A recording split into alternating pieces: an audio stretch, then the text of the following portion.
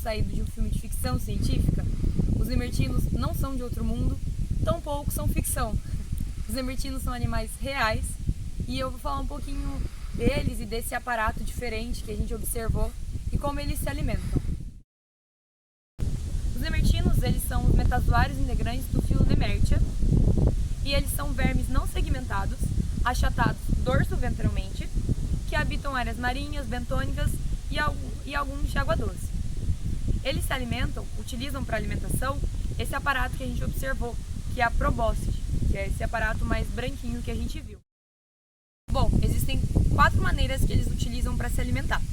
A primeira e a mais comum de ser observada é a predação ativa. Eles predam desde animais menores, de invertebrados menores, até peixes e os mais pretensiosos e corajosos, alguns cefalópodes maiores. A segunda estratégia alimentar é a saprofagia. Eles se alimentam de animais em decomposição.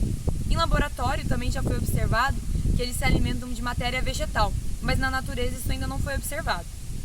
Em terceiro lugar, eles fazem uma relação ecológica de comensalismo com alguns bivalves, onde eles se alimentam dos fitoplânctons que passam pela corrente de água da alimentação de trocas gasosas do bivalve.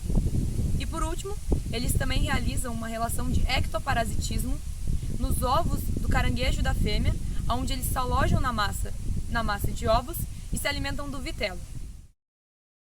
Bom, partindo de um filme de ficção científica, eles conseguem rastrear as suas presas através de sinalizações químicas que ela acaba deixando. E aí eles perseguem ela. Quando eles a encontram, eles disparam a sua probóscide e essa probóscide se enrola na presa. E aí eles trazem a presa até a boca e vão se alimentando aos poucos. Algumas espécies, elas predam animais um pouco maiores que elas mesmas. Então, a eversão acontece não só da probóscide, mas parte também do trato digestivo, aonde parte dessa presa vai ser digerida extracorporal e depois ele finaliza dentro do corpo. A probóscide é esse aparato eversível que a gente observou e ele se localiza numa cavidade denominada rincodeu. Em cima do rincodeu, recobrindo ele, a gente vai ter a rinconcele, que é uma cavidade celômica cheia de fluidos, e em cima da rinconcele a gente vai ter as musculaturas circulares e longitudinais.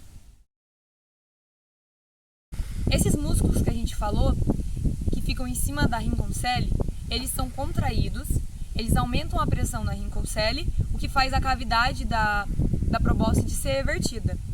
E para usar como exemplo para vocês, eu trouxe uma bexiga. Bom, esse é o nosso nemertino. Os meus dedos vão simular como se fosse a ação dos músculos. Então, quando eles contraem, eles aumentam a pressão hidrostática que faz a probóscide ser revertida nesse movimento.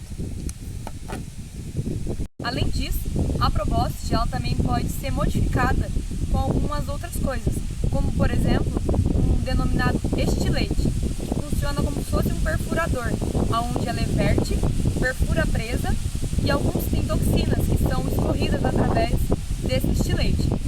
Além disso, se parte do estilete ou parte da própria probóscide for cortada ou perdida durante a alimentação, ela tem uma capacidade de regenerar esse aparato também um pouco mais demorado, mas ela consegue. Por fim, o trato digestivo dos nemertinos é um trato digestivo completo, ou seja, ele se inicia na cavidade oral, na boca, passa pelo esôfago, o estômago, o intestino e finaliza no ânus. Essa digestão, depois que a presa já foi pega, ela acontece em 2 etapas.